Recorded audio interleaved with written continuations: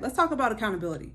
If you're here, I'm guessing that you already have experienced some other frustrations that come with holding ERG leaders accountable. You're frustrated because you feel like you're begging people to do their roles and do like the basics of the roles that they signed up for. And you're just like, I don't see what the missing link here is. If you approach these ERG leaders, some of the things that you might hear is, I'm too busy, or some version of that. You may hear this a lot from the ERG leaders. And granted, sometimes it really is a too busy factor, but 9 times out of 10, there's more to it than just being too busy. What's really behind that statement? When someone says that they're too busy to do their role, what does that really mean? I have 3 points here. 1, they're overwhelmed. So that could be them saying that the role is becoming a burden because they don't have a clear leadership structure and that's not in place. We talked about that last week. There's multiple articles on it on the ERG Movement site, but because there is no ERG leader structure in place, that makes it really easy for them to execute their role. They're feeling overwhelmed with what their role is. If everyone plays their part in a clear ERG leadership structure, it then becomes less of a burden. All people are working towards a common goal, but in most cases, this isn't currently existing. There are weak leadership structures, which then put undue burden on the ERG leaders, because most of the time, they don't even know what their role means. Like, what is, if you are doing like a pillar-based leadership structure, such as like the 4C model, and someone is the ERG leader of the community, what does that actually mean for them? What are they expected to do on a regular basis? I'm jumping ahead, but just know that could be the ERG leaders just being overwhelmed. Another thing too could be that it seems like the role is like a mountain. So maybe they're like, I kind of get what my role is, but this seems like way too big of a hill for me to climb, and I do not have the time to sort out and outline exactly what to do in this role. The third thing that people could be saying when they say, I don't have time, is I don't know what success looks like in this role. There's no template for me provided to be able to execute on what I do. Therefore, it's difficult for me to know where to start. It's difficult for me to know how to get to the finish line, and I don't even know what the finish line is. Those are really what people are saying when they say, I'm too busy. 9 times out of 10, like I said, sometimes that really is a case. Different times of the year might bring different types of workloads on certain teams. Okay, that's understandable. But 9 times out of 10, that's not the case with the ERG programs that are currently in existence. How do I know? I've spoken to hundreds of ERG leaders. I speak to them every single day. I have them in the community. People always approach me. I have this open to helping banner in my LinkedIn profile, and I don't have it there for nothing. Ultimately, people come to me and they say these same things over and over and over again. Some of them are ERG program managers and some of them are ERG leaders. But ultimately, I hear the same things from both sides. And that's what I'm hoping to rectify here. So we know now what people are likely really trying to communicate when they say things are too busy. At the same time, you're trying to hold them accountable. So now they're saying this is too much, this is too big of a hill to climb, but I really still want you to do it. You're adding this pressure to climb a mountain that they are not ready for. Things are not in place for them to succeed, but you're still pressuring them to execute. I mean, granted, that's your role, right? You're responsible for overseeing the success of the program, or maybe for overseeing the success of your ERG if you're an ERG leader. So you're just trying to do your role, but ultimately, how do you do that? How do you hold people accountable to do what they're supposed to do if the structure that allows them to execute what they're supposed to do is not in place? Let's define accountability. When I was going over this topic, that's one of the things I looked up. Accountable means required or expected to justify actions or decisions. Responsible. You're responsible for both the successes and the failures.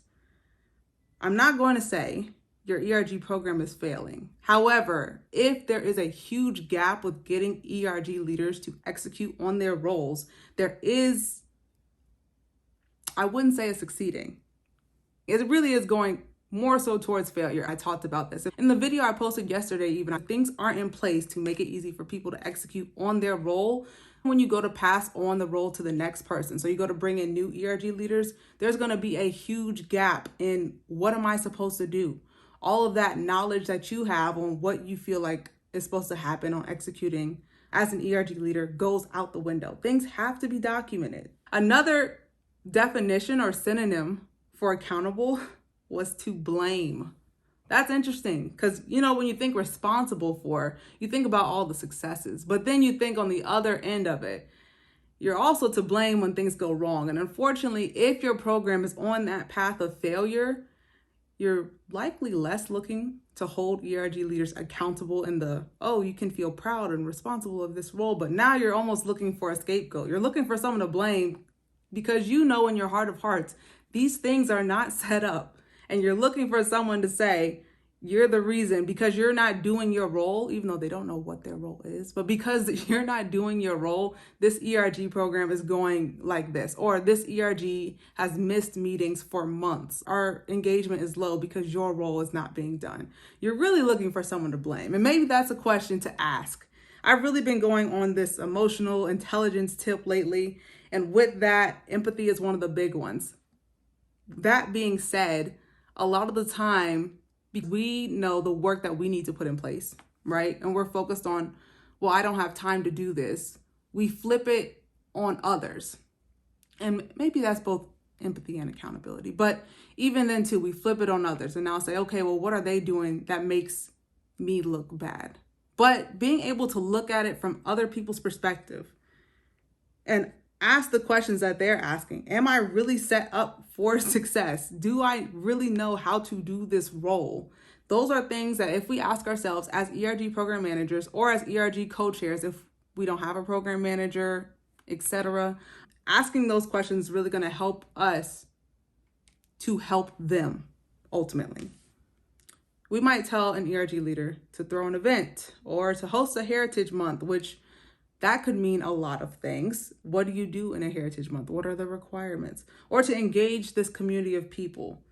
That is a daunting task. That is that mountain of a task to people unless it's clearly outlined how they're supposed to execute, what success is, and how to get started. Okay? So let's get into it. Now that we understand the problem of accountability and what that really means when people aren't holding themselves accountable as ERG leaders. And we now also understand our role in accountability. Let me just state it clearly. A huge part of being able to hold others accountable is you holding yourself accountable.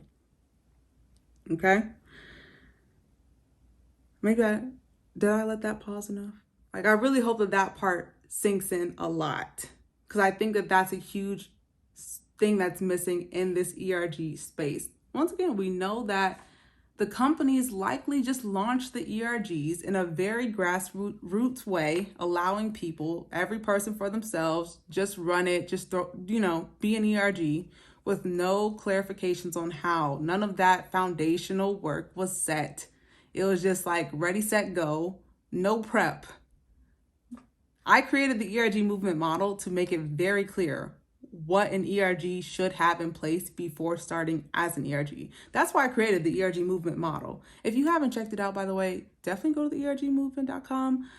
I'm not even saying this as a plug, but I'm saying 90% of ERGs, maybe even more, are operating on outdated models. That's why I do this. But I need for more people to action upon it and to say, okay, I'm acknowledging the fact that our company was one of those many companies who, either started in the pandemic and did this ready, set, go grassroots approach, B, tried to implement some form of structure, but it was based on an outdated model, or C, maybe has had ERGs in place for years, but just needs a revamp. If you're one of those, you have to really be able to come to terms with yourself and have that conversation, not just with yourself, but also with your manager, because there's going to be buy-in that you'll need to have a refresh. But we've talked about that in previous episodes. You can definitely go check out, I believe it was episode 3, where we talked about the ERG relaunch plan. Your ERG program will flip on its head if you apply these things, I promise. So key 1, like I said, is to hold yourself accountable. Have you done the work? Principle number 3 of the ERG movement: if an ERG program doesn't have a solid foundation, it will fail. What is the foundation made up of? One, you have to do this listening tour. Get data about your ERG program currently. The listening tour data feeds the vision, which creates the strategy. The vision is saying, this is what success is for our ERG program. Now that we've heard from executives, we've heard from ERG members, we've heard from ERG leaders what they want from this ERG program, here's a vision of what success of an ERG program at our company could look like down the line. You have to create that vision. Step 2 would be then to create the strategy. So now, based on where we're at as a program, how are we going to get to this vision? You create a strategy doc. In the strategy doc, you outline a timeline. What are some benchmarks that our ERG program is going to need to hit along the way? What does this have to do with ERG leaders being held accountable? Well, one, now that you've listened and really heard what they want out of the ERG program, it's that much easier for you to then deliver a strategy that touches on those wants and needs that they've communicated. So now they already feel somewhat bought into the process, more than they did even when they first signed up as an ERG leader.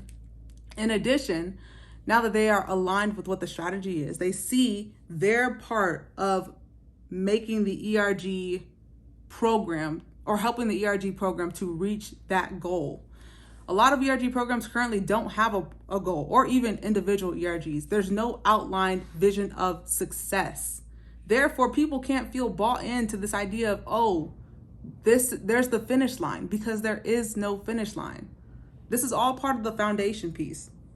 We'll get into the last two, because key number 2 and key number 3 touch on the other 2 pieces of foundation. But really, the start of the foundation is listening tour, coupled with data that you already have existing, especially if you already have an ERG program in place. Because if you don't have an ERG program in place, you can just follow the ERG movement model perfectly. And you don't have to go back and recoup all the mistakes that have been done. But if you're already at this point where you're like, I'm having trouble holding ERG leaders accountable, then what you need to do is listen to episode 3, where I talk about the ERG relaunch plan. And you need to do this listening tour, gather current data, you need to create a vision, you need to create a strategy, and then you need to get buy-in from those people that you spoke to in the listening tour. Just to be clear, I say you have to do the work. Doing the work is not saying we're launching grassroots ERG.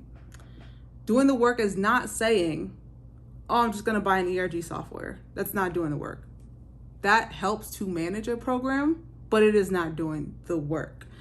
Even getting ERG budget in place and ERG leaders in place, which is a win, granted, being able to fill ERG leader roles and being able to secure budget for the ERGs, yeah, it's a win, but it's not the work that needs to be done to get this result. To get a result of a structured, sustainable, long-lasting ERG program, that's not the work. The work is in the ERG movement model. I'm saying the same thing over and over. Hopefully you all hear me. Okay, so that's key number 1. Key number 2, role structure and process. Ask yourself this: do the ERG leaders know what their role is? Which is why we talked about last week about having a really good ERG leadership structure. Do you just have names for ERG leader roles that's based on, like I said, this outdated strategy, kind of like this? I've seen a lot of ERGs do like a 3-person ERG leadership structure where they're all co-chairs. When really, if everyone's a co-chair, that has no meaning on what each individual person is responsible for. Is that the case with your ERGs? Or is it clear in saying, okay, now with this role, I can identify exactly what I'm supposed to do? In addition to having that leadership structure, they have to have an outline document, a standardized operating procedure, SOP, that clearly says step by step how to execute on their role. This is skipped so much. So few ERG programs have this. Out of the thousands of ERG programs, so few, maybe like less than 10, if that, have step-by-step documented processes for each ERG leader role. Let's talk about the SOPs for a second. One reason why a lot of companies don't have clear SOPs currently is because they're letting their ERGs operate off this grassroots model. Another thing that comes of that is each ERG within the ERG program has different role titles, maybe even a different number of leads within the ERGs. So the women's ERG might have 5 leads. The veterans ERG might have 12 leads. The black ERG might have 6 leads. It's inconsistent across ERGs. And then in addition to that, each ERG has a different way that they're running their ERG. So one is going by the 4C model. One has just 3 co-presidents. One has communications and another one has chapters. Like, the inconsistency, therefore, is why a lot of people say, oh, I can't create SOPs for every single role because each ERG is operating off of a different structure. Well, that's kind of the problem right there. So fixing that will definitely help you to identify, here are the 4 roles or the 3 roles that exist within our ERG structure. You can have multiple people in these roles. You can have 2 communications chairs or 2 co-leads, but even then, you now only have 4 roles to outline, to explain this is what a communications chair does. So fixing that problem in terms of consistency across ERGs is going to fix the problem of, okay, how do I even start with this? Now, what does an SOP consist of? Step-by-step instructions on what the role is made up of. How you create an SOP, you outline every single thing that you would expect this person to do. Just make a list. Don't go through the directions yet, but just outline, okay, as a communications lead, they're going to have to be responsible for Slack engagement. They're going to be responsible for communicating about upcoming events, for the newsletter. Just outline what that means. Step 1. Now that you have a list of what their role consists of, now you'll have to go through and with each of those tasks that's expected of the communications lead, you're going to have to outline how to do that. This might also involve you recording some videos that explain like an outline of how to do it so people can watch it, because maybe people prefer to watch to learn things, or maybe it'll just be easier for you to explain it that way. I still recommend having it actual documented in a document, but you have to start somewhere. So outlining how to. So now you're saying, okay, you're responsible for the Slack channel communications. So now let me outline, this is how you create a communications calendar. This is how you schedule a communication in Slack. These are the types of prompts that you want to use for communications within Slack. You really need to outline these things. This way, when ERG leaders come in, who are volunteers, by the way, so this isn't their full-time role. So when they come in, it's going to be that much easier for them to plug in and go and take off with it. The structure in terms of them having processes around their role is what is going to allow them. It's like the fence that allows them to operate within. They're able to run free within this fence. And ERG leaders love that. Whereas currently a lot of programs instead are using like a reactive method, I would say almost, where ERG leaders don't know where the fence line is. Therefore, they're hitting barriers. They're like, okay, well, you're saying I'm not doing my role. You're trying to hold me accountable, but you never even told me that this is what I was supposed to be doing. Or you never outlined how I'm supposed to be doing this, that there is a right way to do it so I don't do it the wrong way. That's what's currently in existence 9 times out of 10. But you need to have these role processes in place. Just know, and don't feel overwhelmed and feel like this is something where it has to be perfected on the first go around. If you looked at the ERG movement model, you'll know that phase 2, that adolescence phase of ERGs is years, where you're refining these processes, where you're finding gaps in them and you're making it clearer. This way, when your ERG program does reach maturity, it's already at a place where you've identified how people can best do their roles in a way that can last long term. But really, your ERG program is going to go through a storming period. Shout out to Catherine Castro. She taught me that word. But ever since then, I've been obsessed with the concept. There is a period of your ERG program development where it's very trial and error, where it's seeing, okay, yes, you've outlined these SOPs, but now are they working? Long story short, this way people know what they're being held accountable to. I also posted about the gift of knowledge, which is something that I also recently just learned about.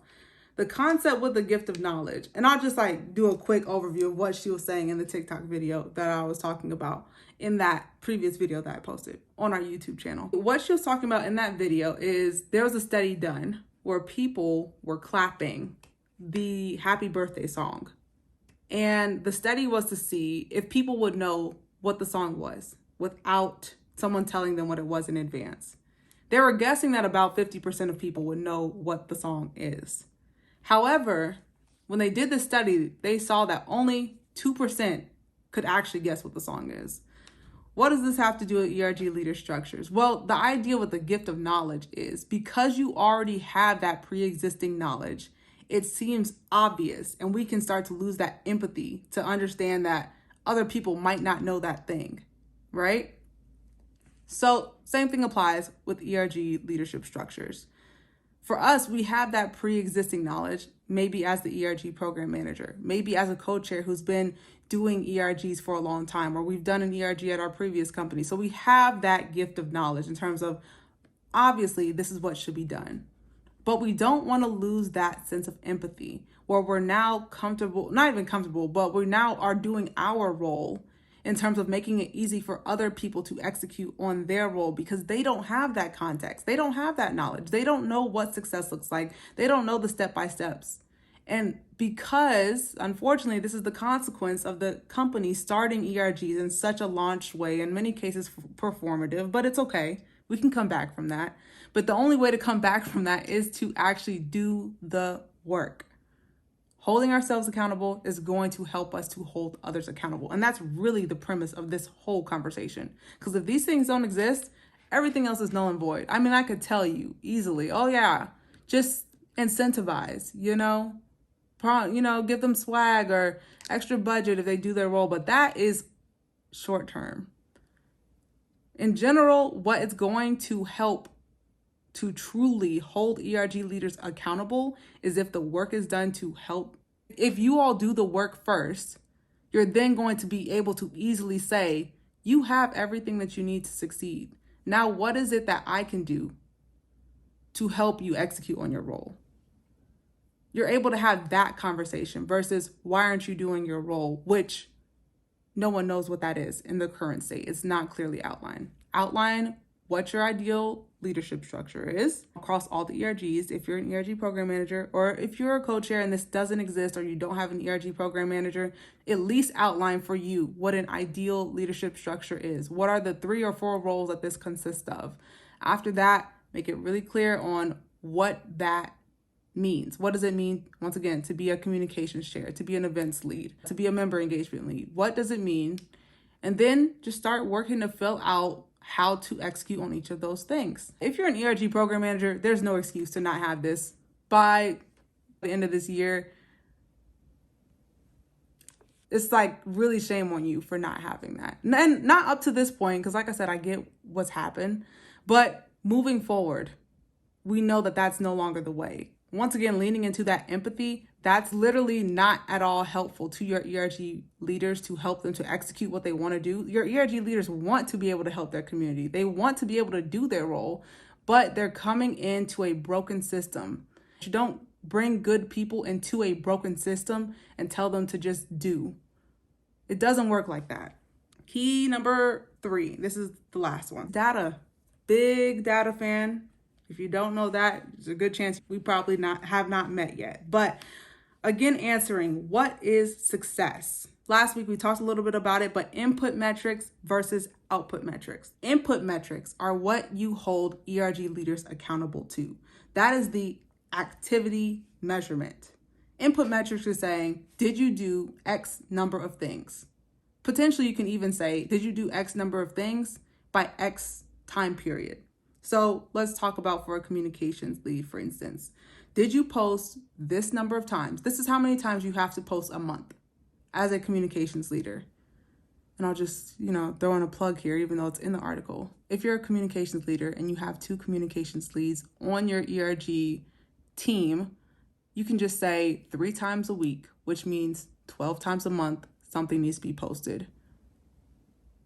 Then, if you have 2 communications leaders, that's only 6 times a month each person has to post. That's only 6 posts per month. That's nothing. You're telling me that that is no longer a mountain for people once they see, oh, 6 times a month, I can do that.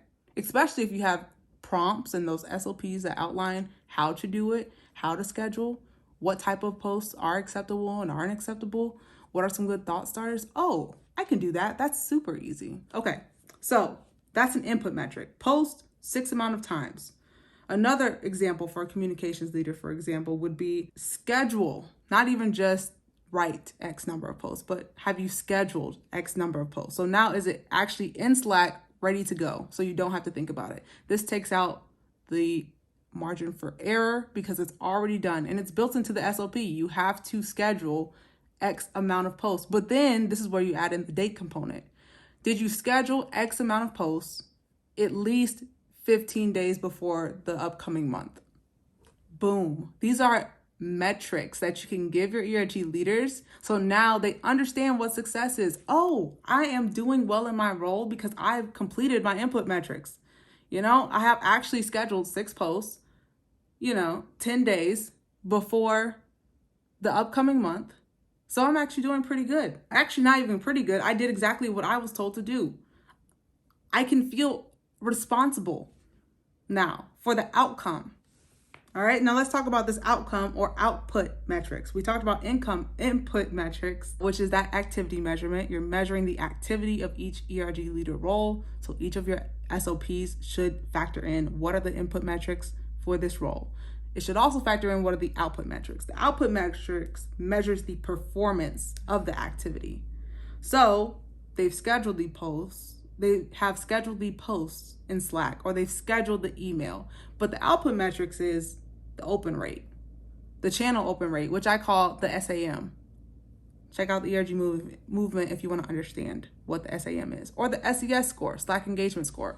How many of the people within your Slack channel have actively commented or even used an emoji in the past 30 days? These are metrics you have access to, by the way, and you're just not using currently, but it's okay. We can change that. But with this, those are output metrics. Output metrics provide the learnings. They teach you, how can I do the input metrics better? How can I make my activity better so that therefore the engagement is higher?